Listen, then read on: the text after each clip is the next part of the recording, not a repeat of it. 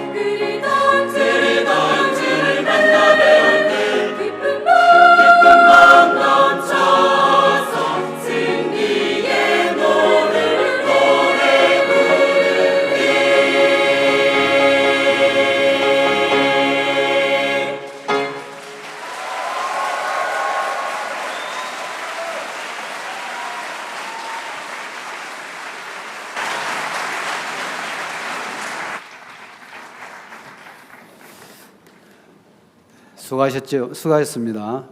다시 한번 큰 박수 보내주시기 바랍니다. 앙콜송을 준비한 줄 모르고 실수를 했습니다. 은혜로운 찬송을 불러주었죠? 예, 우리가 매일매일 이렇게 시간마다 말씀을 들어주셔서 감사했습니다. 오늘 저녁에도 박희진 목사님 나오셔서 우리에게 말씀 전해주시겠습니다.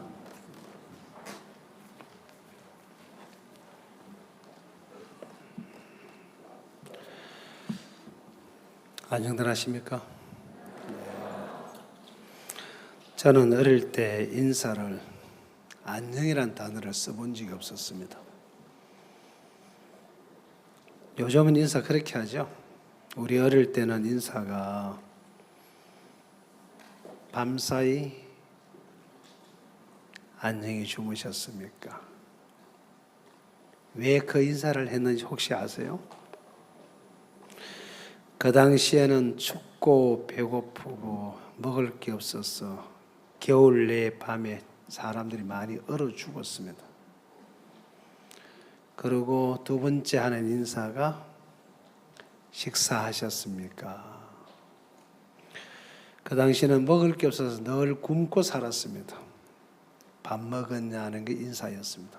요즘은 그런 말 하면 혼나요. 다이어트 하는 중이니까.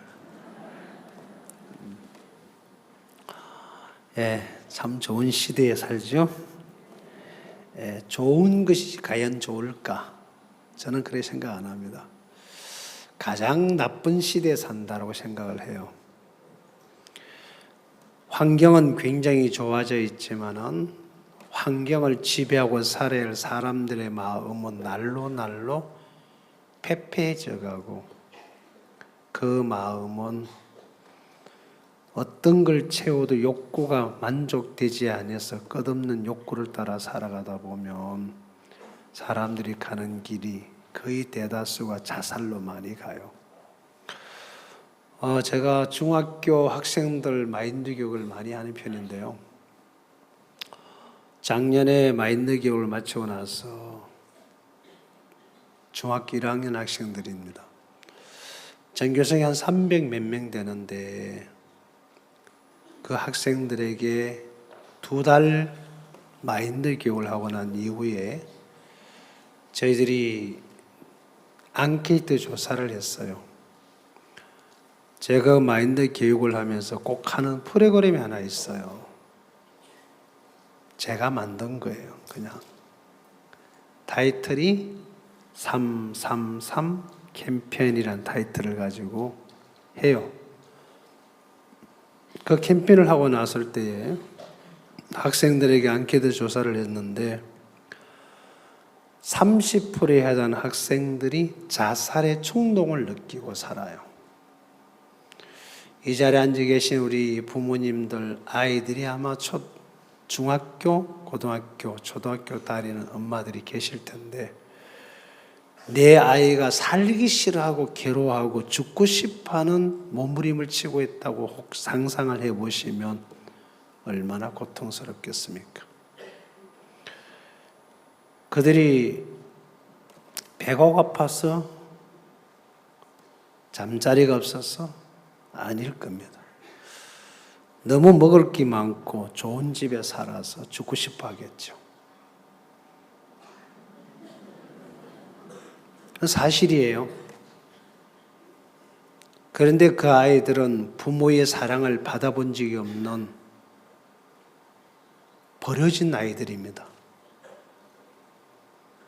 엄마들이 돈을 벌고 싶어서 직장으로 뛰어다니면서 아이를 그냥 방치해버렸던 결과가 그 어린 아이 마음속에 공허한 마음과 텅 빈 마음을 결국은 외로움을 달래기 위해서 손을 댔던 것이 컴퓨터고 핸드폰이고 그래서 엄란한 사이트에 들어가서 어린 초등학생이 엄마의 주민 등록을 몰래 훔쳐서 그렇게 쉽게 어둠으로 끌려가서 지금은 벗어나고 싶어도 날 수 없는 중독자의 삶을 살아요. 그런 자신이 괴로운 거죠. 제가 조사한 결과는 그렇습니다. 그들이 2달 동안 그 333 캠페인을 하고 난 이후에 이렇게 이야기를 했어요. 선생님, 이제 살아야 할 이유를 알았습니다. 내가 왜 살아야 되는지를 알 것 같습니다. 그리고 25%에 해당하는 학생들이 우리 어머니가 처음으로 웃었습니다. 너무 행복합니다. 집이 그리워집니다라는 표현을 했습니다. 요즘 학생들은 부모와 자식의 사이 대화가 주로 이런 대화일 거예요. 엄마, 밥 줘? 엄마, 용돈 줘? 네. 그 이상 대화가 거의 없이 지금 여기 계시는 부모님들 가운데 그렇게 아이들하고 대화 없이 살고 계실 거예요. 아마 여러분 가운데서 저녁이든 낮이든 아들과 딸과 함께 앉아서 대화를 한 30분 이상씩 나누는 엄마 아빠가 여기 과연 몇 분이나 앉아 계실까 심히 궁금해요. 예, 거의 대화 없이 사는 시대죠. 대답 안 하잖아요, 벌써. 예, 대화하기 싫다는 거죠. 예. 그렇죠? 예, 저 뒤에 분 아예 대답 안 해요. 예, 그래서 그냥 저 혼자 떠들고 내려갈게요. 성경 이사야 43장을 펴십시오.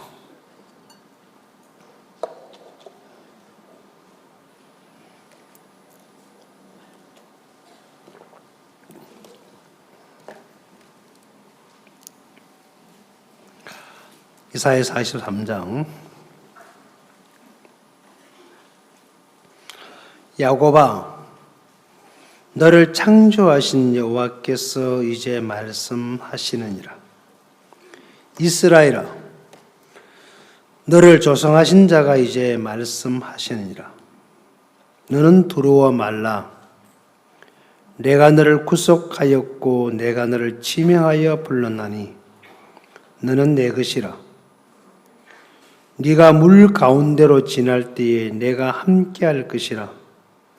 강을 건널 때에 물이 너를 침몰치 못할 것이며 네가 불 가운데로 행할 때에 타지도 아니할 것이요 불꽃이 너를 사르지도 못하리니 대전한 여호와 네 하나님이요 이스라엘의 거룩한 자요 네 구원자임이라.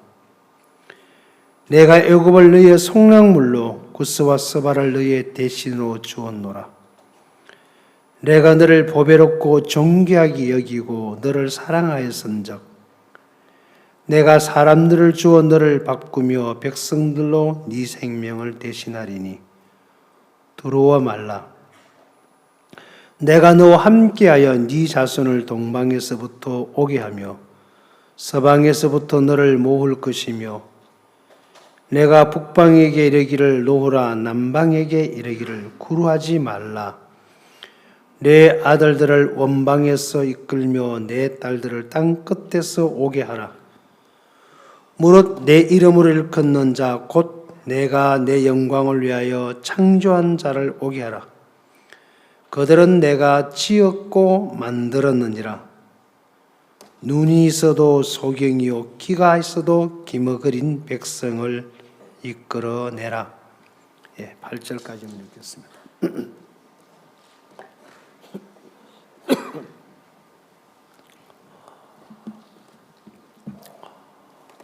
야곱을 향하여 하나님이 하셨던 말씀 가운데 많은 이야기가 있습니다만은 제가 오늘 읽었던 이야기는 하나님이 이렇게 말씀하셨어요.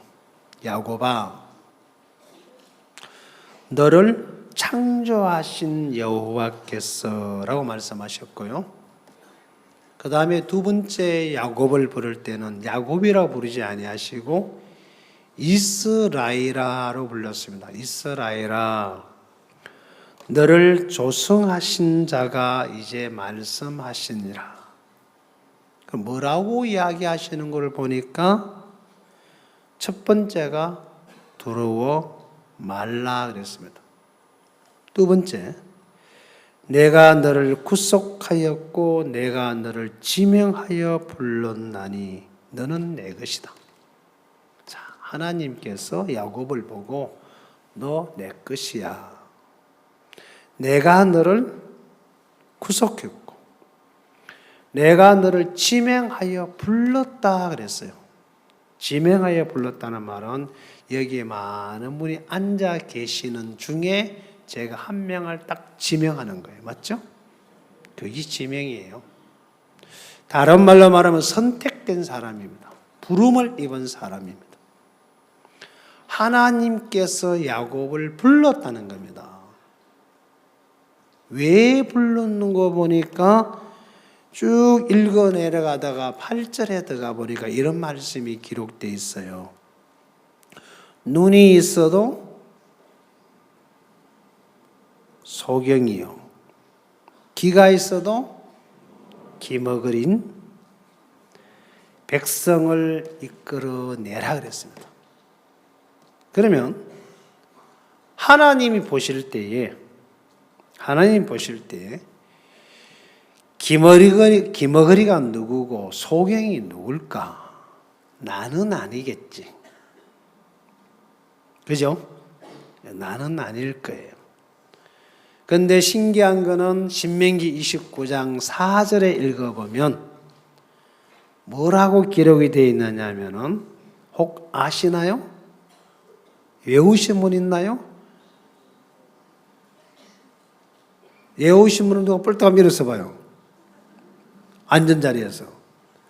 이 많은 무리 가운데 한 분도 없다니 어찌할꼬. 여기에 사역자들이 많이 앉아 계실 텐데, 사모님도 많이 앉아 계실 텐데 성경을 다 잊어버리셨구먼요. 하나님이 신명기 29장 4절에서 자막 띄워주시네. 그러니까 자, 같이 읽어봅시다. 그러면 시작.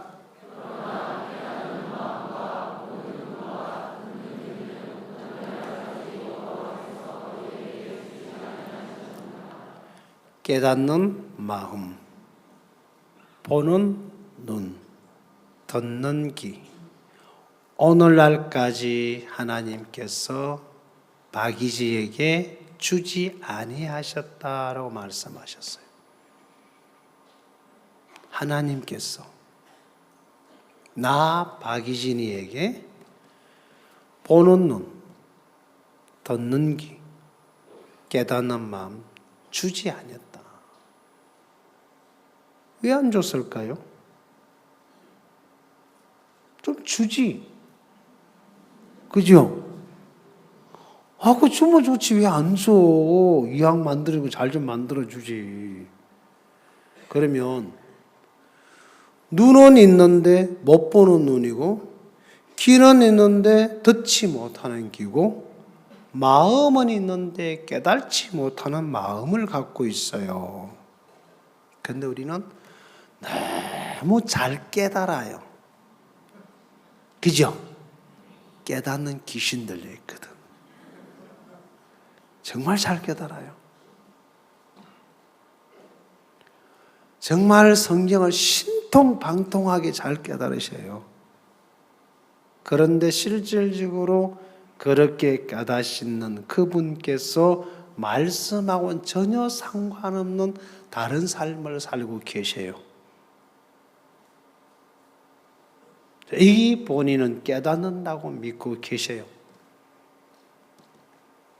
잘 들어요. 잘 봐요. 그래서 그 사람들이 들은 것을 통해서, 본 것을 통해서 상대방을 향하여 시시비가 끝나지가 않습니다. 네가 이랬잖아. 네가 이렇게 말했잖아. 그때 네가 이렇게 행동했잖아. 예. 그래서 그 사람이 성질이 좋으니 더러우니 거치니 순하니 악하니 못됐니 이런 오만 단어가 다 나와도 표현하기 부족할 만큼 상대를 그냥 사정없이 쳐 발라버리잖아요. 맞죠? 왜? 내 눈에 비추어진 그대의 모습이 틀렸다 이 말입니다. 내 귀에 들려온 그대의 소리가 잘못됐다는 것입니다. 내 마음을 통과시켰던 그들의 말이 틀려먹었기 때문에 내 입에서 나오는 소리는 바른 소리가 나가야 합니다. 누가 보실 때 본인이 볼 때 반듯하고 옳은 소리고 바른 소리입니다. 그래서 목사가 그럴 수가 있어 하는 이런 이야기가 나옵니다. 형제가 그럴 수가 있어? 있어요. 왜? 하나님이 그렇게 하라고 용납하셨어요. 그런데 그분은 하나님을 인정하지 않아서 그걸 시시비로 걸고 넘어져요. 자, 그러면 보는 눈이 없어요. 누가 봅니까? 그러면 하나님은 오늘날까지 보는 눈을 주지 않았는데 보는 것이 어디서 보는 겁니까?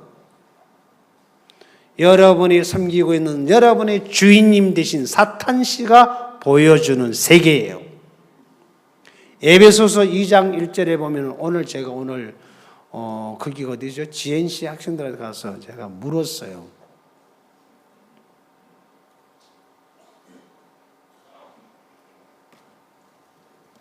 이 장 1절에 보면 허물과 죄로 죽었던 너희를 살렸다라고 되어 있어요.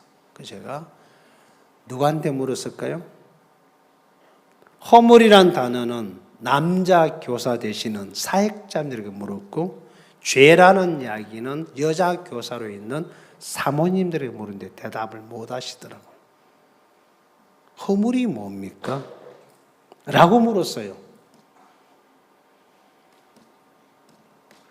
여러분도 대답 못 하실 거예요.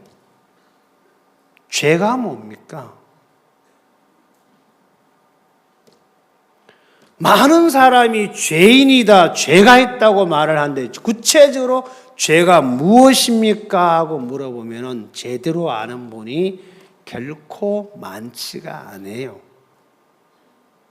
죄라는 것은 집에 가셔서 국어사전을 펴놓고 찾아보시면 나와요. 허물이라는 단어도 국어사전을 찾아서 보면 나와요. 거기 여러분과 내가 살아가는 이 인간 사회에 쓰는 용어들이 단어들이에요. 그럼 그 단어를 거기다가 왜 죄라고 했고 허물이라고 썼을까? 그럼 하나님께서 우리를 보고 있는 허물이 무엇이고 죄가 뭔지를 말씀에서 찾아보면 답은 쉽게 나옵니다.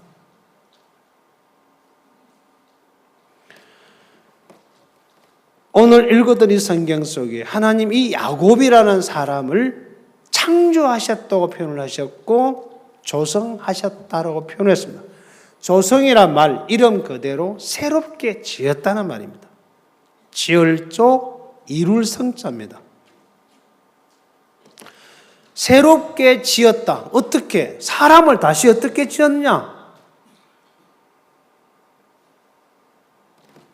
뭘 새롭게 만들었단 말입니까? 몸을? 아닙니다. 인간의 마음을 하나님이 바꾸어 놓으셨다는 이야기입니다. 그럼 어떻게 우리 마음을 바꾸어 놓았냐? 하나님은 우리 인간의 마음을 새롭게 만드셨는데 에베소 2장 1절에 보면 허물과 죄로 죽었던 너희를 살렸다. 죽었던 자를 살렸다라는 표현이 기록되어 있습니다. 죽었다란 말은 구구사전을 찾아보면 육체와 영혼이 분리된 상태라고 죽음이란 단어 의미가 그렇게 설명이 되어 있을 겁니다. 그러면 죄와 허물과 죄로 죽었다는 말은 하나님과의 분리됐다는 이야기인데 원래 하나님과 우리가 하나가 되는 것이 살아있는 상태입니다. 원래 하나님 인간을 만들 때는 인간을 하나님의 목적을 따라 만들어진 피조물입니다. 그 이야기는 창세기 1장 26절에 잘 기록되어 있습니다. 하나님께서 사람을 만들겠다라고 하셨습니다. 그 사람을 하나님 형상대로 만들어서 그 사람으로 하여금 하나님이 창조한 모든 물질의 세계를 다스리게 하시겠다라고 기록이 되어 있습니다.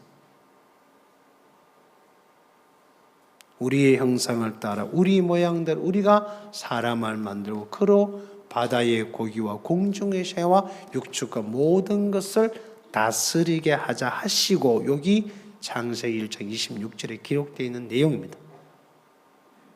2장 7절에 들어가면 흙으로 하나님이 사람을 지으시고 생기를 그 코에 불어넣으시니 사람이 생명이 됐다라고 기록이 되어 있습니다. 흙이라는 재료를 가지고 사람이 우리 육체의 몸뚱아리를 만들었고, 이 만들어진 몸뚱아리에다가 하나님 안에 있는 생기를 불어넣어서 생명이 되게 했습니다. 생기는 뭐고 생명은 무엇이냐? 하나님의 힘이 들어와서 그것이 생명이다. 살아있는 영이 됐다. 왜 그렇게 만들었을까요? 만물을 다스리게 하고 싶었어. 영이신 하나님이 물질의 세계를 직접 개입할 수 없었기 때문에 물질과 영의 세계를 동시에 겸비한 매개체를 만들어서 그 영을 지배해서 그 영을 통해서 육체를 통해서 만물을 다스리고 싶으셨습니다. 그런데 그 인간은 하나님을 거부하고 사단의 영을 받아들이면서 하나님과의 관계가 끊어집니다. 그걸 보고 성경은 허물과 죄로 죽었다라고 표현을 하고 있습니다. 그러면 다시 살아야 됩니다. 그러려면 죄에 대해서 죽어야 됩니다. 그 죄는 공중의 권세 잡은 사탄의 영의 세계를 말합니다. 그때 너희가 공중의 권세 잡은 자를 따라서니 지금 곧 불순종의 아들들 가운데 역사는 영이라고 표현되어 있습니다. 허물과 죄로 죽었을 때 그때 너희도 공중의 권세 잡은 자를 따랐다.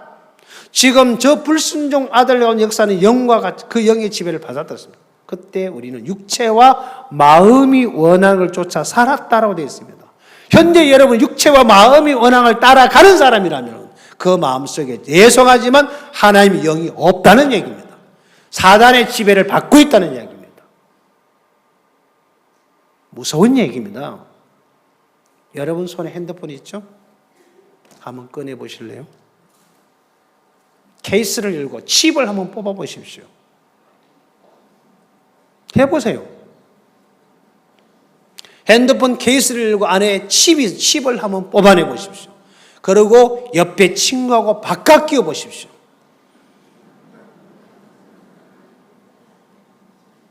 해보세요. 갖고 계신 분. 그리고 전화번호를 한번 걸어 보십시오. 누가 번호 주면 제가 누가 불러주세요. 걸어보라고 그럴게요. 절대로 여러분 핸드폰에 벨이 울리지 않습니다. 안 해봐도 뻔히 답이 나와요. 맞죠? 내 핸드폰에 칩을 뽑아내고 옆에 친구를 주고 옆에 친구 칩을 바꿔 꼽아 보십시오. 그리고 전화를 한번 걸어 보십시오. 어느 전화기에서 벨이 울리는지. 절대로 내 핸드폰에서는 전화벨이 울리지 않습니다. 그 칩을 가져간 그 친구 폰에서 울리게 되어 있습니다. 그것처럼 우리 인간의 몸은 흙으로 만들어진 여기에다가 하나님이 영을 받아들이기 위해서 생기를 불어넣었고 거기에 성령이신 하나님이 들어와야 되는데 말씀의 칩이 들어오지 못하고 생각에 사탄의 칩이 들어와서 현재 우리 마음에 있습니다. 그래서 인간은 육체와 마음에 아주 민감하게 반응을 하게 되어 있습니다. 예민해요, 사람들은. 그런 사람이 덕색이 자기 자신만 믿습니다. 하나님을 믿지 않습니다. 그런 사람은 악한 영에 끌려가게 되어 있습니다. 왜? 말씀을 믿지 않기 때문에. 말씀을 안 믿는 사람은 성경도 안 믿겠지만 하나님의 종도 믿지 않겠지요. 그런 사람은 특색은 자기 자신만 믿습니다. 그래서 자기 느낀 거, 본 거, 깨달은 거, 감각한 세계를 굉장히 크게 생각합니다.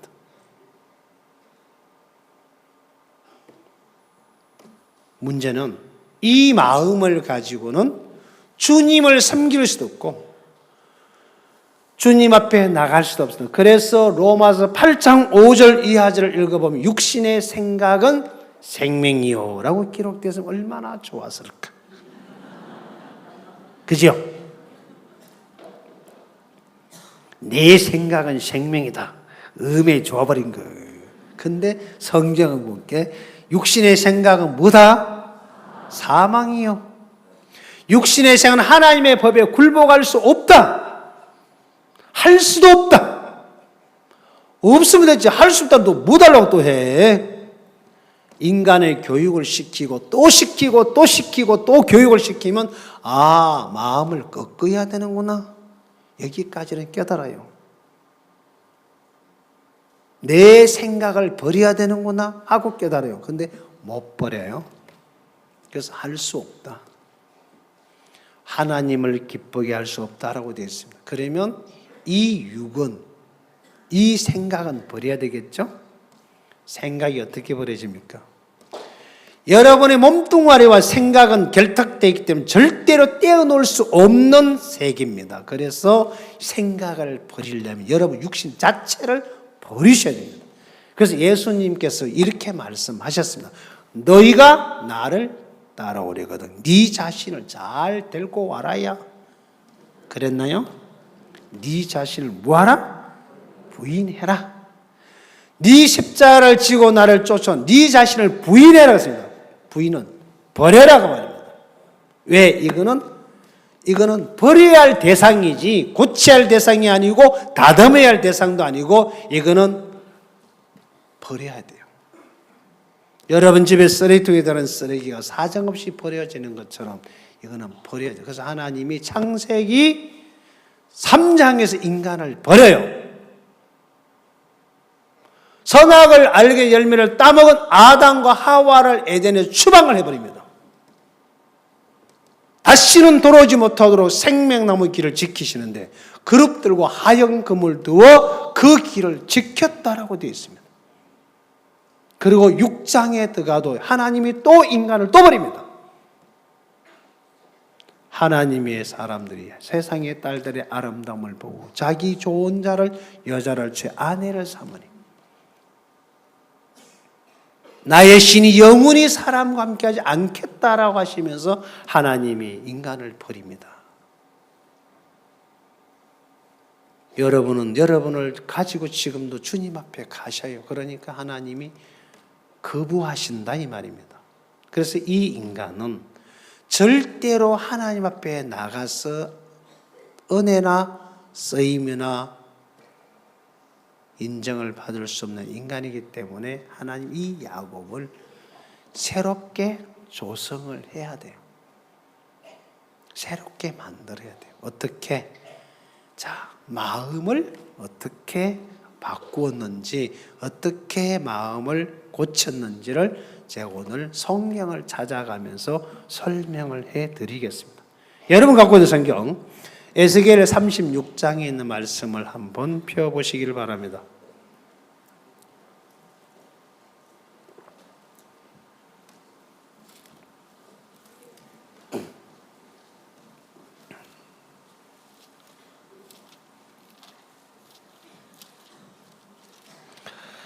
(24절부터) 읽어 내려가겠습니다.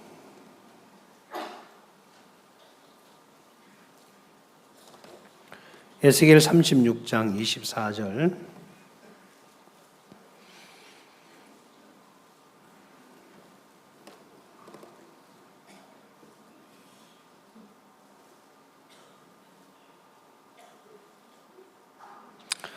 내가 너희를 열국 중에서 취하여 내고 열국 중에서 모아 데리고 고토에 들어가서 맑은 물로 너희에게 뿌려서 너희로 정결케 하되 곧 너희 모든 더러운 것에서와 모든 우상을 섬기면서 너희를 정결케 할 것이며 또 새 영을 너희 속에 두고 새 마음을 너희에게 주되 너희 육신에게서 굳은 마음을 제하고 부드러운 마음을 줄 것이며 또 내 신을 너희 속에 두어 너희로 내 율례를 행하게 하리니 너희가 내 규례를 지켜 행할지니라.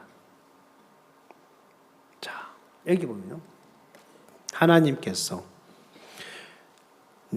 하나님께서 바기지를 열국 중에 취하여 내고 열국 중에서 모아 데리고 고토에 들어가서 맑은 물로 바기지에게 뿌려서 바기지로 정결케 하고 곧 바기지의 모든 더러운 그새수와 모든 우상을 섬기면서 바기지 일을 정결케 할 것이며 또 새 영을 바기지 속에 두고 새 마음을 바기지에게 주되 바기지 육신의 굳은 마음을 제하고 부드러운 마음을 줄 것이며 또 하나님의 마음을 바기지 속에 두어 바기지로 하나님의 율례를 행하게 하리니 바기지니가 하나님의 규례를 지켜 행할지니라. 이렇게 읽으면 제대로 읽는 겁니다. 그럼 하나님께서 나를 어디로 이끌어가느냐? 열국 중에 취하여 내시고 하나님이 나를 고토에, 이 고토는 옛고자입니다. 고향으로 데려가서 나의 시작점이 어디냐? 내 아비 마귀로부터 나는 나왔다라고 요한복음 8장 44절은 하나님이 말씀하셨습니다. 너는 네 아비 마귀에서 났다. 너는 처음부터 살인한 자요. 진리가 그 속에 없으므로 진리에 서지 못하고 거짓을 말할 때마다 제 것처럼 말했다. 네 아비는 거짓이다. 나의 시작은 마귀로부터 왔다는 겁니다. 처음부터 네 속에는 진리가 없었다. 예수님이 없었다. 하나님으로 만들어진 인간은 맞지만은 네 마음에 처음부터 하나님이 들어온 적이 없어. 시작부터 너는 잘못된 놈이었어. 그래서 네 껍데기 죄만 씻어야 되는 게 아니고 네 마음도 바꿔야 돼 라고 한 이야기가 에스겔 36장 얘기입니다. 여러분이는 복음반에 가서 2000년에 예수님이 십자가에 죽으시면서 우리 죄를 속한 그 이야기를 듣습니다. 요한복음 3장 16절에 보면 하나님이 세상을 이처럼 사랑하사 독생자를 주셨습니다. 이는 저를 믿는 자마다 무하지 않고 멸망치 않고 영생을 얻게 하기 위함이라 했습니다.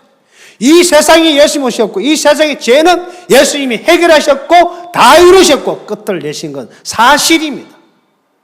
그 사실을 여러분과 내가 믿음으로 우리에게 반드시 이루어져야 할 세계에 있는데 그게 히브리서 10장 15절 16절에 기록되어 있습니다. 내가 내 법을 저희 속에 두고 저희 마음에 기록하여 나는 저희 하나님 되고 저는 내 백성이 된다고 했습니다. 내 마음에 그 새 언약이 세워져 있느냐? 이루어져 있느냐? 믿음으로 이루어지는 세계입니다. 영접하는 자, 그 이름을 믿는 자들은 하나님의 자녀가 되는 권세를 주셨다라고 되어 있습니다. 마음에 믿으라고 되어 있습니다. 내 마음에 뭘 받아들였어요? 믿음은 받아들인다는 얘기입니다. 뭘 받아들였습니까? 말씀을 받아들여서 말씀이 세워져 있습니까? 그런 나를 하나님은 데리고 가서 당신의 말씀으로 나에게 뿌려서 내 죄를 씻고 정결케 했어. 내 마음에 굳은 마음을 제하고 하나님의 부드러운 마음을 넣어서 하나님의 새 영을 집어넣어서 하나님의 율례와 규례를 지키고 쫓아 행하게 하게끔 하겠다고 되어 있습니다. 언제 내 안에 굳은 마음이 제거되고 내 안에 그리스도의 마음이 들어왔을 때 핸드폰 안에 잘못된 칩을 뽑아내고 다시 빼앗기던 칩을 찾아와서 내 폰에 꼽으면 그 핸드폰이 깨어졌던 망가졌던 벨은 울리게 되어 있습니다. 맞나요? 저는 해외 나가면 한국에서는 칩을 뽑아내고 그 나라 핸드폰 칩을 꼽아요. 그러면 바로 그 나라에서 전화가 통화가 돼요. 단 한국하고는 전화가 안 됩니다.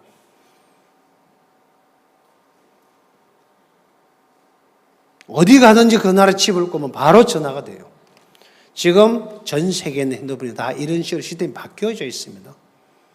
얼마 전까지만 해도 한국 핸드폰은 그게 안 됐었습니다. 자, 핸드폰의 기능이 그 대다수가 32기가 넘는 아주 좋은 핸드폰입니다. 제가 알기로는 대한민국 처음에 컴퓨터가 만들어졌을 때 280메가짜리였다라고 알고 있습니다. 맞는지는 모르겠어요. 저도 들은 얘기인데요. 그 컴퓨터 몸체가 거의 거짓말 조금 못하면 이만했어요. 지금은 요만한 걸 들고 다니는데 그게 32기가예요. 폰이. 근데 그 기계를 쓸 수 있는 안에 조그마한 칩 하나에 의해서 모든 것이 조작이 됩니다. 맞죠? 그 칩을 빼내면 아무짝에 못 쓰는 무용지물이 됩니다. 이 몸뚱아리, 이 몸을 움직이는 것은 마음이에요. 맞나요? 마음을 움직이는 것은 영입니다. 영은 두 종류가 있어요. 하나는 악령이고 악한 영이고 하나는 착한 영이라 그래요. 악한 영을 교회를 다니는 사람들이 하는 말이 마귀라 그러고 착한 영을 성령이라 그래요. 성령은 하나님을 가리키고 악령은 마귀를 가리킵니다. 사단을 말합니다. 사단을 일할 때 생각을 넣어주고 하나님을 일하실 때 말씀으로 일을 합니다. 요한복음 13장 2절에 보면 유다의 마음에 예수를 팔고자 하는 생각을 마귀가 넣어주었다라고 되어 있습니다. 시편 107편 말씀을 읽어보면 하나님께서 저에게 말씀을 보내었어. 유경에서 건져내고 고친다라고 되어 있습니다. 말씀을 보내요. 하나님은 일하실 때 우리에게 이 말씀을 주셔요. 그 말씀이 오는데 말씀을 받아 감각할 기능이 없기 때문에 들어도 아무 감각 없이 그냥 사는 거예요. 왜? 핸드폰이 칩은 꼽혀 있는데 내 전화번호가 아닌 나무기 꼽혀 있으니까 내 전화로 아무리 전화를 걸어도 이 핸드폰은 끔찍 다르고 눈 하나 깜짝 그냥 가만히 있어요. 대신 내 칩 가져간 그 친구 핸드폰에서 계속 벨이 울리겠죠. 내 마음에 말씀을 감각할 수 있는 영이 없기 때문에 계속 육체를 향하여 가는 세계만 반응하고 사는 거예요. 그러니까 예배 시간이 괴롭고 고문 시간이에요. 제 손에 성경책이 있습니다. 여러분도 갖고 계시죠? 이 말씀은 하나님의 말씀이라고 우리는 익히 듣고 배워서 잘 알고 계실 겁니다. 하나님 말씀. 언약. 이 말씀이 여러분에게 법이 될 때가 있습니다. 이 말씀이 여러분을 가둘 때가 있습니다. 왜 그럴까요? 이 말씀이 나에게 생명이 될 때가 있습니다. 왜 그럴까요? 믿을 때 이 말씀은 생명이 되지만 말씀을 믿지 못할 때는 법이 됩니다. 최수연이, 최요한이 그들은 이 말씀 한마디가 당신의 종을 통해서 전해 들었던 그 말씀 하나가 그들은 죽음에 있던 그들을 생명으로 이끌어내는 정말 살아있는 말씀이었죠. 그런데 그 말씀은 왜 나에게는 그런 능력의 말씀에 대해서 오늘날을 생각의 세계에서 오름의 세계에서 내 관념에서 나를 이끌어내 주지 못하고 아직도 생각 속에서 괴로워하고 원망하고 어루하고 힘들어하고 고달프게 살아가도록 내버려 두고 있을까요? 말씀이 마음에 들어오지 못하도록 막고 있는 것이 있습니다. 이 말씀이 마음에 들어오지 못하기 때문에 그 말씀이 내게는 일을 못합니다. 창세기 1장에 보면 하나님이 천지를 창조했을 때 땅이 혼돈하고 공허하고 흑암이 깊음에 있었다고 되어 있습니다. 그런데 신기한 것은 하나님의 신은 수면에 운행하고 있다라고 기록이 되어 있죠. 읽어보셨나요? 기억나시나요? 네. 근데 그걸 보셨던 하나님께서 어떤 일을 하시냐면요. 땅을 둘러싸고 있는 이 수면, 물을 걷어내는 일을 합니다. 그래서 그 물을 궁창 위로 끌고 올라가요.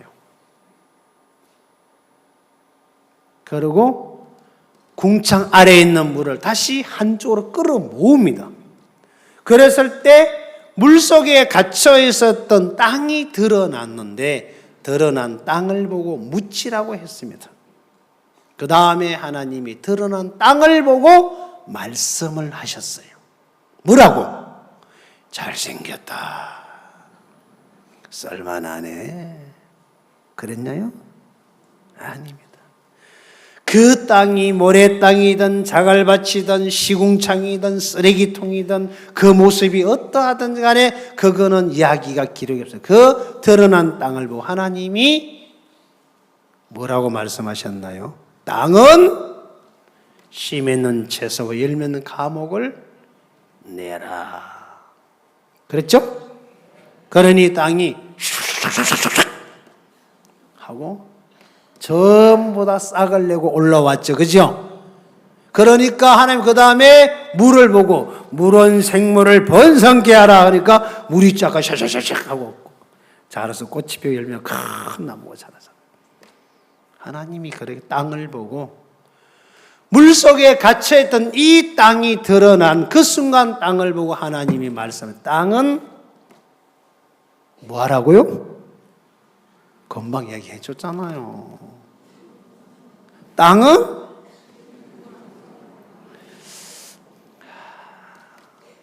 다시 합시다. 이쪽만 해봅시다. 땅은 몰라. 자, 이쪽 땅은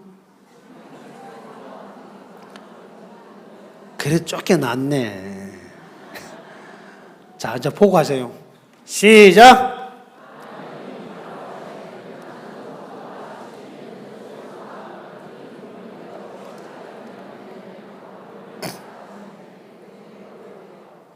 드러난 땅을 보고 하나님이 너 땅이 내가 하는 말을 들을 수 있겠냐? 내가 하는 말 네가 알아들을 수 있겠어? 물어보도 안 하고 그 땅이 자갈밭이든 그 땅이 모래밭이든 그 땅이 시궁창이든 그 땅이 어떤 막 말라가 어떤 땅이든 간에 그 땅의 조건을 하나도 보지 아니하시고 하나님이 드러난 땅을 보고 뭐라고 말씀하셨어요?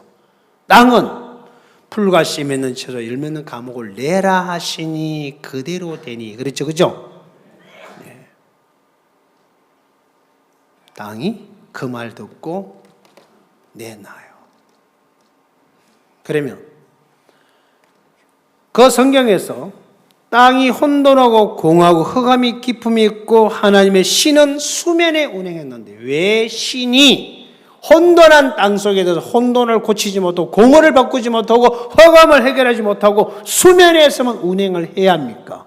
이 땅은 하나님이 볼 때 공허하고 흑암이 깊고 혼돈 속에 있는데 그 땅을 둘러싸고 있는 물이 싸고 있다 이 말이에요. 맞죠? 그래서 그 신이 들어갈 수가 없는 거예요. 여러분 마음은 지금 공하고 혼돈하고 어렵고 복잡하고 시끄럽고 난리가 나 있는데 생각으로 딱 싸고 있기 때문에 무슨 말을 들어도 마음에는 전달이 안 됩니다. 너 떠들어라. 안 들어갑니다. 그래서 마음은 바뀌지 않습니다. 여기는 수없이 변하고 옵니다. 아, 그렇구나. 깨달음이 와요. 그 깨달음이 내 마음을 바꿔줍니까? 이 마음이 바뀌려면 마음을 싸고 있는 물, 생각을 걷어내야만 이것이 말씀이 들어가요. 언제? 내 생각이 틀렸다는 것을 발견할 때 그 사람은 새로운 세계를 향하여 방향을 전환합니다. 누군가가 이야기를 통해서 내가 틀렸구나 하고 느끼고 깨닫는 사람은 여전히 그 자리에 머물러 있습니다. 쉬운 이야기 하나 할까요? 재미없는 이야기. 가끔 남자들이 화장실 갔다가 지퍼를 안 열고 그냥 뛰어나와요. 그리고 아주 당당하게 걸어가 이렇게 폼 잡고. 그러다가 당신이 지퍼를 안 올린 게 눈으로 봤어. 음에 좋은가 하고 그냥 돌아다닙니까? 갑자기 얼굴고 황당무가 되면서 바로 지퍼를 끌어올립니다. 맞아요? 잘 몰라요? 이쪽에 계시면 해본 적 없어요? 많지 뭐. 거의 습관적으로 하고 계시지. 자, 가끔 여자들도 그런 분이 계셔요. 왜요? 거기 노망에 가는 길이라 하더라고요. 잊어버렸죠? 깜빡깜빡 네온등이 깜빡거리듯이 이야기가 깜빡깜빡하는 거 잊어버려요. 그러다가 본인에게 그 지퍼가 올라가지 않는 걸 보는 순간, 발견하는 순간 바로 수정을 해야 하네요. 자, 그러면 내가 악하다는 걸 발견한 사람은 바로 그걸 돌이켜야 안 돌이켜요. 악하다 하고 이야기하고 앉아있는 사람은 주워들어서 악하다라고 말하는 거지 당신이 본 적이 없어요. 누가복음 2장에 보면 42절에 보면 예수의 부모가 유월절 예배를 드리기 위해서 12살 되는 예수를 데리고 예루살렘으로 올라갈 때 어떻게 갔는지 아세요? 전차 타고? 나귀 타고? 거기 보면요, 전례를 쫓아갔다라고 되어 있습니다. 유월절 제기를 다 마치고 예수의 부모가 또 내려가요. 어떻게 내려갔죠? 동행 중에 있는 줄로 생각하고 하룻길을 갔다라고 되어 있어요. 그 앞에 보면 예수는 머무셨는데 이를 알지 못하고 동행 중에 있는 줄 알고 하룻길을 갔다가 아는 자와 친족들 가운데서 예수를 찾되 만나지 못하고 그래서 거기서 예수를 찾으면서 다시 턴을 해서 올라왔는데 하루 만에 간 길을 3일에 걸려서 예루살렘에 돌아와서 예루살렘 안에 있는 예수를 보고 아이야 어찌하여 이렇게 하였느냐? 나와 네 부모가 근심하며 너를 찾았노라. 왜 나를 근심하며 찾으셨나이까? 내가 내 아버지의 집에 있어야 될 줄 모르셨나이까? 라고 반문을 합니다. 생각을 따라갔습니다. 여러분을 뭘 따라가고 있습니까? 수양에 해마다 하니까 오셨습니까? 그게 전례입니다. 주일날 예배 주일이니까 갑니까? 그게 전례입니다. 새벽기도 성경 보는 거 습관적으로 전례입니다. 정말 내가 오늘 말씀을 듣지 않으면 죽는다. 그 사람은 그렇게 살지 않겠죠. 첫날 얘기해 드렸습니다. 문둥이가 되었습니다. 가정에서 버림받았습니다. 그 성 밖으로 내침을 받았습니다. 성 밖에서 겨우 날라오는 떡 몇 개를 주워 먹으면서 생명을 부지하며 문둥이를 달리며 살던 그들에게 그나마 양식이 끊어졌을 때 어떤 마음이었을까요?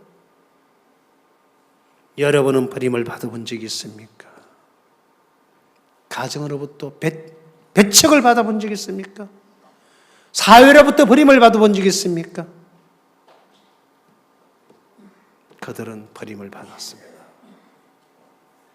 행복했을까요? 그때 그들에게는 죽음이 찾아왔습니다. 문둥이가 되고 집에서 버림받고 성에서 내침을 받아도 그들은 여전히 양식이 있는 대상을 쳐다보면서 인생을 살고 있었던 문둥이들이었습니다. 그러던 그들에게 더 이상 성을 바라볼 수 없는 죽음이 눈앞에 왔을 때 그들은 방향을 돌이킵니다. 여기도 죽고 성에 가도 죽는다. 우리는 지금까지 여기 있으면 살 거라고 믿었다. 근데 죽음이구나. 더 이상 여기서는 살 수 없는 곳이다. 이 자리가 죽음의 자리인 것을 언제 알았습니까? 양식의 공급이 끊어졌을 때 발견합니다. 이미 그 전부터 죽음의 자리였습니다. 롯이라는 친구가 요단들을 쳐다보고 갑니다. 그는 이렇게 말합니다. 에덴 동산과 같다. 야, 끝내주네. 애굽의 들판 같다. 음에 좋아버린 그곳은 어디였습니까? 하나님이 심판하기 전인 고로 그 땅은 저주의 땅이었죠? 맞나요? 그것이 롯의 눈에 보였더라면 갔을까요? 눈이 있어도 보지 못하는 소경이었다 이 말입니다. 뭘 못 봤습니까? 하나님의 세계를 못 보는 소경이다. 여러분과 나는 두 눈을 갖고 있고 사물을 보는 눈은 눈이 좋은 사람이 2.0도 1.5도 있겠죠. 그러나 그 눈을 가지고 성경을 보시는데 성경 속에 담긴 하나님의 마음이 보여지십니까? 소설책 읽으면 눈물을 흘리고 감동을 받는데 성경을 읽으면서 하나님의 마음이 감각되십니까? 드라마를 듣고 연속곡을 들으면 감동이 돼서 철철 울고 앉아 계시는데 설교를 들을 때는 눈물이 나오십니까?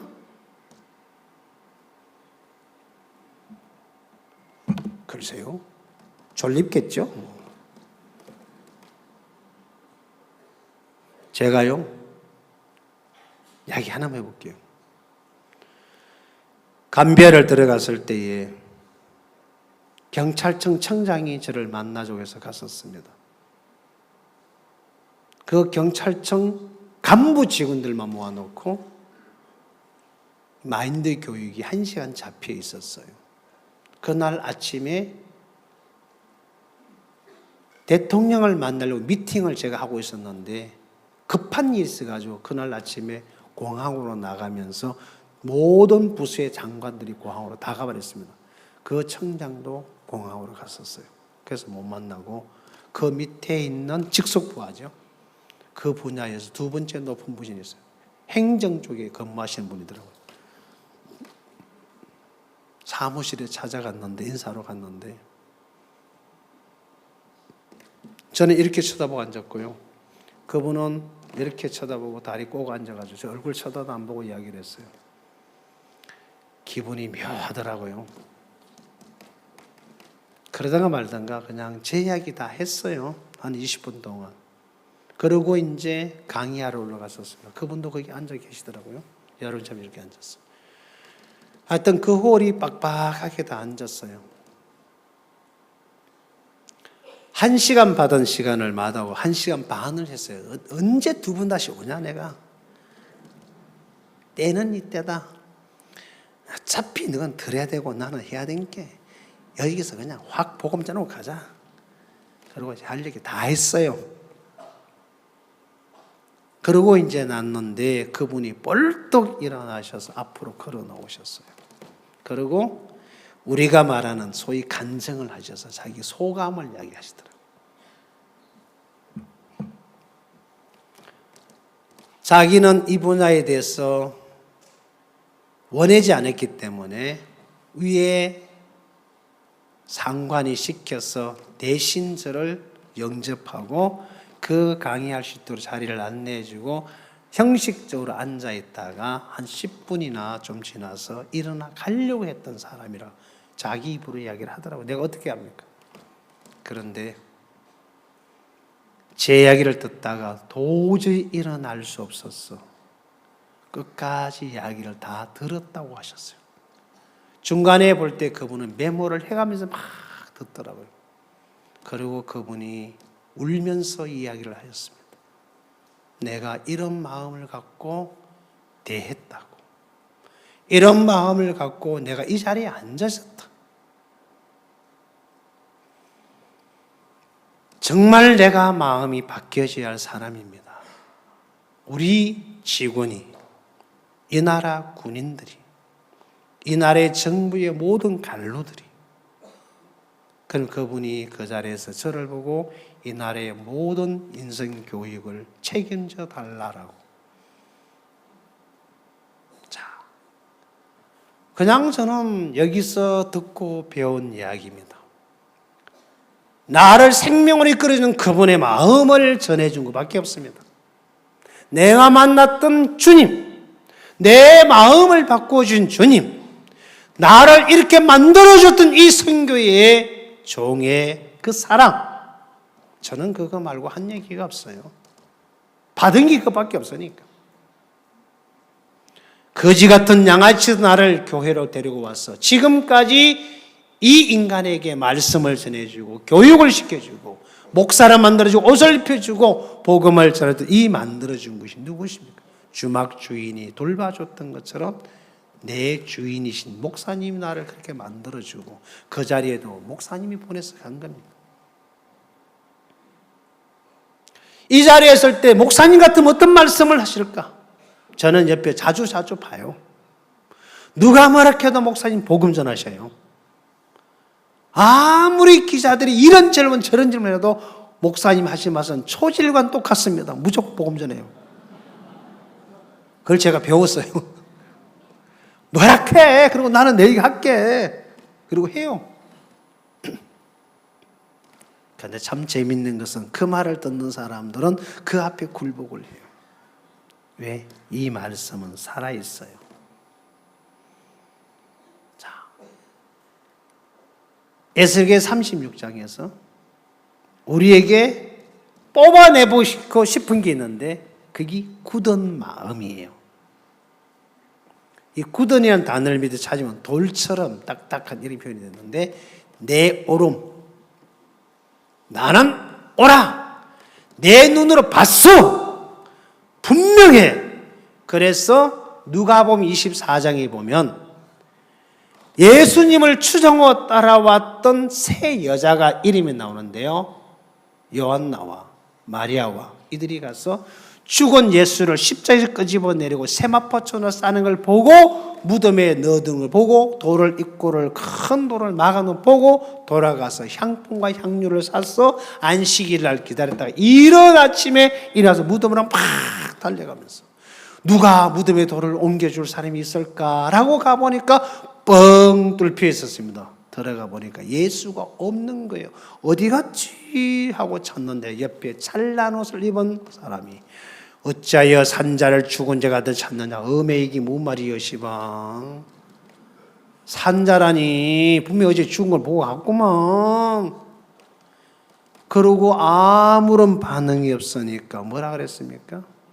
그는 여기 좀 살아나셨느니라. 험액은 또 뭔 소리예요? 살아나기는 뭐가 살아나 없구만. 그래도 아무 반응이 없으니까 또 해줬던 말씀이 있습니다. 그가 갈릴리에 계실 때 너희에게 무슨 말씀을 하셨는지 말씀을 기억하라 그랬습니다. 갈릴리에서 말씀을 듣긴 들었지. 작년 겨울성에 오셔서 말씀 들으셨죠? 무슨 말씀 들으셨나요? 본문이 뭔지 기억하시나요? 네. 입에 사탕 물고 계시죠? 대답 못 하시니까. 예, 작년 본문, 분명히 목사님이 본문을 읽은 건 사실이겠죠, 그렇죠? 제 얘기 말고 박옥수 목사님 무슨 설교 하셨죠? 참 훌륭하신 분들 많이 계세요. 이 친구들도 몰라. 갈릴리 계실 때 주께서 너에게 무슨 말씀을 하셨는지 기억해라. 그런데 뭔 말씀 들었냐? 뭐라고 하기는 했지. 그런데 모르겠다. 기억이 안 나요. 그때 이야기를 해줘요. 마가복음 14장에 기록되어 있습니다. 27절로 기억하고 있습니다. 내가 이방의 손에 넘겨져 십자가에 죽고 너희보다 먼저 살아났어. 갈릴리로 간다라고 말씀하셨습니다. 그때 베드로가 안 됩니다. 다 버리고 나는 안 버립니다. 베드로야, 네가 오늘 이 밤에 닭이 두 번을 중에 세 번 나를 부인하리라. 주님, 내가 함께 죽을지언정 부인하지 않겠습니다. 이게 베드로였습니다. 그때 제자들 우리도 마찬가지지요. 다 그랬어요. 그리고 예수님이 끌려가셨어요. 가자마자 이 베드로 그 당이다. 아니야 하고 도망갔어요. 맞네. 웃기지 마. 저런 앉자마자 또 누가 기다려 욕을 하면서 아니라고 부인했어요. 그때 꺾여 하고 닭이 울었어요. 그 울음소리를 들으면서 베드로는 탄식을 합니다. 내가 틀렸구나. 나는 주님을 부인하지 않는다고 믿었는데, 맞았는데, 그랬는데 예수가 맞았고 내가 틀렸구나. 그때 베드로는 자기를 버리고 예수님을 받아들입니다.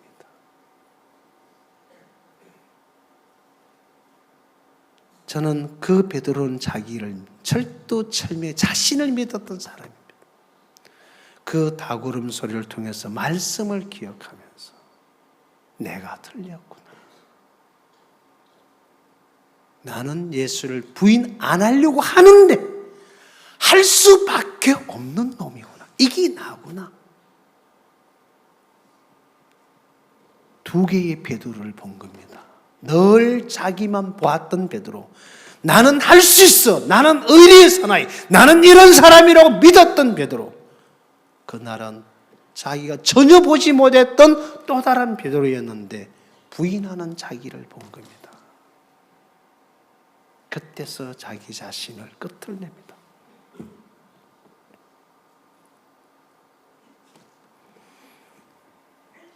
하나님은 우리에게 가르쳐 주고 싶은 게 딱 하나 있습니다. 네 마음에 내 말을 받아들일 수 없는 너의 강한 오름이 있어. 그 굳은 마음을 내가 뽑아내야 돼. 그리고 네 마음에 내 말을 듣고 반응할 수 있는 새 영, 부드러운 마음을 넣어줘야 돼. 그래서 우리를 데리고 가서 맑은 물로 씻기고 정결케 하고 깨끗게 해서 우리 안에 있는 굳은 마음을 뽑아내고 예수 그리스도의 마음으로 우리 마음을 바꿉니다. 이걸 디도서 3장 5절, 6절, 7절에서는 영을 새롭게 하셨다라고 되어 있습니다. 기억나세요? 아멘. 찾아볼게요. 디도서가 어딘지 알고 계시죠? 말라기 다음에 있습니다. 찾아보세요. 말라기에서 한참 넘어다 보면 디도서가 나와요. 말라기 앞에 있나요? 뒤에 있어요. 찾아보세요. 말라기, 마태복음, 마가복음, 누가복음, 요한복음 쭉 하다 보면은 디도서가 나와요. 제 성경은 349페이지입니다. 신약 성경 4절부터 읽어드릴게요.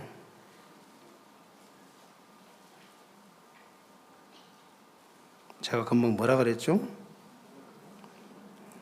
디도서라 그랬나요? 네. 자, 찾으셨나요? 우리 구주 하나님의 자비와 사람 사랑하심을 나타내실 때에 5절 우리를 구원하실 때 우리 행한 바 의로운 행위로 말미암지 아니하고 오직 그의 긍휼하심을 쫓아 중생의 씻음과 성령의 새롭게 하심으로 무하셨나니 하셨나니 성령으로 우리 구주 예수 그리스도로 말미암아 우리에게 풍성히 부어주사. 여기 보면요 5절에 우리를 구원하시되 우리의 행한 바 의로운 행위로 말미암지 아니하고 오직 그의 하나님의 예수님의 불쌍히 여기는 긍휼하심을 쫓아 중생의 씻음과 성령의 새롭게 하심으로 뭐했다? 하셨다. 성령을 새롭게 했다. 영을 바꾸었다. 그래서 로마서 8장에서는 다시는 무서워하는 종의 영을 받지 아니하고 양자의 영을 받았으므로 하나님을 아바 아버지라 부르시느니라. 성령이 친히 우리 영으로 더불어 우리가 하나님의 자녀인 걸 증거하시나니 자녀임은 또한 후사요 그리스도와 함께하는 후사니 고난도 함께 받아야 한다라고 기록이 되어 있습니다. 거기 보면 영을 바꾸었습니다. 무수하는 종이 영이 아닌 양자의 영 성령을 보내주셨는데 그 성령이 하나님 우리의 영을 새롭게 바꾸고 하나님의 영을 넣어줍니다. 마귀의 악한 영이 아닌 성령을 우리 속에 바꿔치게 해주었습니다. 맞아요? 여기 구원받은 사람에게 들어오면서 사도행 1장 8절에 보면 예루살렘을 떠나지 말고 약속하신 것을 기다리라. 성령이 너에게 임하면 그랬습니다. 권능을 받고 유대와 사마리아와 땅끝까지 이르러 내 증인이 되리라 했습니다. 성령이 임하게 될 때 권능이 들어온다 그랬습니다. 하나님 우리에게 성령을 보내주신다고 약속을 하셨습니다. 내 안에 있는 굳은 마음을 제하고 부드러운 마음이 있는 새 영을 넣어주시겠다는 겁니다. 그게 뭐냐? 하나님의 영, 성령을 넣어줘서 그 성령으로 말미암아 삶을 살게 하시겠다는 겁니다. 나는 말씀을 깨달을 수 없습니다. 내 안에 있는 성령은 말씀을 들을 때 감각이 되고 깨달음이 되고 그 말씀이 반응하고 그 말씀이 나를 끌고 말씀을 따라가게 합니다. 그래서 바울이 내가 심령의 매힘을 받아 예루살렘으로 올라간다고 되어 있습니다. 왜? 그 바울은 정말 자기를 사랑했던 사람입니다. 그러던 그가 바울의 마음에 예수님의 영이 들어온 그날부터 바울은 육신을 돌보지 않고 영에 이끌리는 삶을 삽니다. 사람들이 나를 예루살렘에서 결박하기 위해서 금식하며 기다린다는 나도 안다. 그렇지만 내가 주께 받은 이 복음의 사명을 마치려면 나의 생명을 조금도 귀히 여기지 아니하노라. 내가 올라가서 잡혀 죽을지언정 나는 이 복음을 전하러 가야 한다. 왜? 내 이 복음을 받은 이 사명은 내게 가장 큰 것이다. 왜 그런 말을 했을까요? 그 이야기는 성경 어디 나온지 아십니까? 찾아드릴까요? 성경 66권 안에 있어요.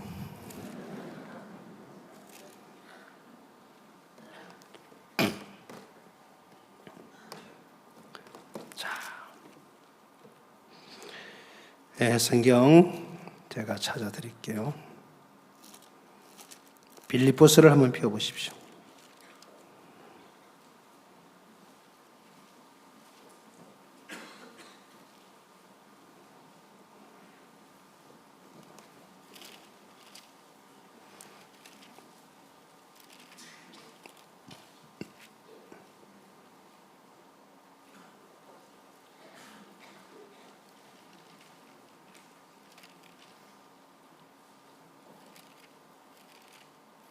찾으셨나요? 예, 그러면 빌립보서 2장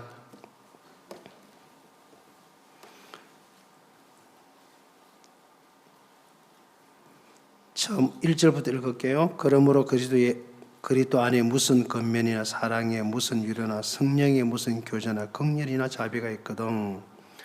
마음을 같이하여 같은 사랑을 가지고 뜻을 합하여 한 마음으로 품어 아무 일에든지 다툼이나 허영으로 하지 말고 오직 겸손한 마음으로 각각 자기보다 남을 낫게 여기고 각각 자기 일을 돌아볼 분들은 또한 각각 다른 사람의 일을 돌아보아 나의 기쁨을 충만케 하라.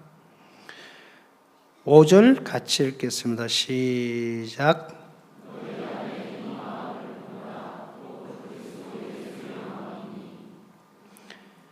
그는 근본 하나님의 본체시나 하나님과 동등됨을 취할 것을 여기지 아니하시고 오히려 자기를 비워 종의 형체를 가져 사람같이 되어 사람의 마음으로 나타나셨으며 자기를 낮추시고 죽기까지 복종하셨으니 곧 십자가에 죽으심이니라. 자, 예수님이 땅에 오셨을 때에 당신을 비우고 당신의 마음에 품은 게 있었습니다. 그게 뭐라고 되어 있죠? 그는 근본 하나님의 본체시나 자기를 비워서 어떻게 하셨다고요? 예? 6절에 있잖아요. 하나님과 동등됨을 취할 것 여기지 않으죠. 하나님과 같은 하나님이셨는데 그 위치를 내려놓고 인간의 몸을 입고 인간을 섬기기 위해서 인간의 종으로 왔다 그랬습니다. 그게 예수님의 마음이에요. 그게 하나님의 마음이었습니다. 그 마음을 품고 오셨어요. 그 마음을 품고 살려고 하니까 하나님과 같은 권세를 갖고는 절대로 안 되기 때문에 그걸 다 벗어버리고 인간의 육체를 입고 인간을 섬기는 그 위치로 와서 바로 이 땅에서 사시면서 그 삶을 사셨어요. 그래서 그는 근본 하나님의 본체신 하나님과 동등됨을 여길 것을 취할 것을 여기지 아니하시고 자기를 비워 종의 형체를 가진 사람들과 같이 되었고 사람의 모양으로 나타나시면 어디까지요? 자기를 낮추시고 어디까지? 죽기까지 뭐 하셨다? 복종하셨다. 예수의 마음을 가진 사람들, 예수님의 영을 가진 사람 또한 그 길을 걷겠죠. 그래서 바울이 내가 심령의 매임을 받아 예루살렘으로 올라간다. 거기서 내가 어떤 일을 만날지 알지 못하지만 내가 주께 받은 이 복음의 사명을 마치려면 내 생명을 조금도 귀히 여기지 아니하노라.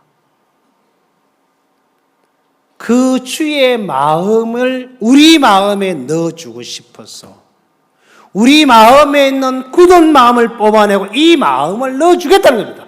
이 마음이 우리 속에 들어와 있다면 어떤 사람이 어떻게 살았든지 간에 그 마음이 세워지는 그날부터 그 마음이 이끌려서 그 길을 또 걷게 되겠죠. 이거는 끝없는 복음을 가진 믿음의 종들의 대물림에 사는 삶입니다. 여기 여자분들이 많이 앉아 계시는데요. 아이를 놓으면 모든 몫이 여자의 몫이에요. 내가 알기로는 지구상에 살고 있는 생명체 가운데 수컷이 생명을 돌보는 것은 유일하게 가시고기밖에 없는 걸 알고 있습니다. 그 외에는 모든 짐승이나 사람이나 모든 자식들을 대물림을 키우는 것은 여자가 해요. 남자는 씨만 주고 도망가요. 여자만 아이를 애착을 가지고 관심을 가지고 사랑을 가지고 키워요. 그게 그럴 수밖에 없는 게 하나님이 인간을 창조할 때 인간의 몸속에 세포 뒤에 있는 꼬리에 미토콘드리아 속에 자식을 사랑하는 그 정보를 넣어놨어요. 그것이 평상시에 에너지를 만들어내다가 여자 암컷이 수정을 하게 되면은 그 암컷의 몸 안에 있는 생명과 사랑의 정보를 계속 자궁 속에 있는 생명체에게 전해줍니다. 그걸 전달받은 생명체는 밖으로 나와서 또 지멋대로 살다가 그 암컷이 수정을 하게 되면 또 부모의 대물림을 또 해요. 이렇게 해서 생명을 보존하고 지키기 위해서 하나님이 그 생명체 안에 그 정보를 넣어놓은 거예요. 그것 때문에 하는 거예요. 쑥끝 가시고기가 미쳤다고 컷이다겠습니까? 하나님이 그따다 정보를 넣어놔 말하면 그렇게 되는 거지.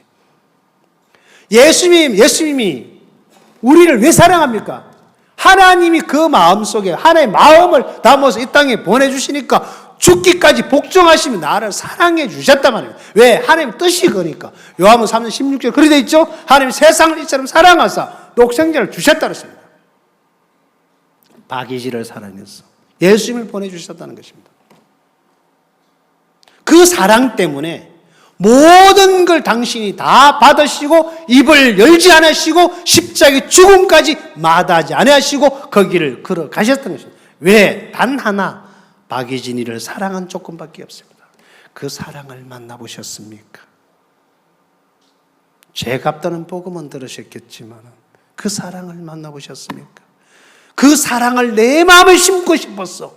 농부는 땅에다 곡식을 심고 싶어서 밭을 익을 때 자갈을 뽑아내고 돌을 뽑아내고 풀포기를 뽑아내고 밭구랑을 일궈서 씨앗을 뿌리는 것처럼 우리 하나님께서 내게 있는 굳은 마음을 제거하고 당신의 이 마음을 내 마음에 심어서 이 마음이 내 안에 싹이 나고 자라서 그 삶을 살게 하기 위해서 오늘도 우리 인간에 있는 이 굳은 마음을 제거합니다. 그래서 이 야곱을 쓸 수 없었어. 조성해야 했던 것입니다. 새롭게 바꿔요. 마음을 바꾸는 겁니다. 자기를 믿고 자기를 생각 속에 살아가는 야곱을 자기를 믿지 않고 하나님만 믿을 수 있는 그 마음의 세계로 바꾸기 위해서 그 마음에 하나님 마음을 담아주는 거예요. 그래서 오늘도 우리 주님은 여러분과 내 마음에 그 마음을 담고 싶은 거예요. 그래서 우리와 싸우시는 겁니다. 내게는 이 굳은 마음을 빼내고 부드러운 마음을 넣어서 하나님의 율례와 길을 쫓아가며 살게 하고 그 삶을 살게 하시는 거예요. 자식은 전부 다 지 잘났다고 소리치고 떠들고 살지만 부모는 끝없이 그래도 사랑하고 사랑해서 어느 날 그 아이가, 딸이, 아들이 결혼해서 아이를 낳고 살면서 부모의 사랑을 감각할 때가 있습니다. 그래서 내가 너무했다. 내가 어머니를 너무 모질게 굴었구나. 남은 생일을 편히 한번 모셔야겠다라고 고개를 돌리는 순간에 여러분의 부모님은 곁에 계시지 않을 겁니다. 제가 그랬습니다. 저는 어릴 때 우리 어머니를 엄청 많이 괴롭히셨어요. 저는 공부를 하고 있어요. 미칠도록 공부를 하고 싶었습니다. 가난이 싫었습니다. 일하고 돌아오신 어머니는 밥 숟가락 없고 금방 쓰러져 주무시고 코를 골고 주무셔요. 그러면 그때는 제가 학교 다닐 때요, 이런 전기도 없었습니다. 간솔불 켜고 공부했던 시절입니다. 간솔이 아세요? 소나무가 오래돼가지고 배고 난 뿌리에서 썩으면은 괭이가 나와요. 기름덩어리. 그걸 잘라가지고 젓가락처럼 잘라가지고 묶고 놨다 그걸 불을 켜고 밤에 바느질하고 공부했었어요. 그거 밑에 새카매요. 그 기름이 타면은. 그래서 연방 타요, 연방. 그래서 주무실 때 얼른 끄고 호롱불을 끌고 내려가지고 불 켜놓고 공부하면 언제 알고 또 일나요? 야 이놈 자식 애지름 달랐는데 불 끄라! 한 번은 꺼요. 두 번 더 꺼요. 세 번 되면 열받아 버려. 아니 공부 좀 한다는데 뭘!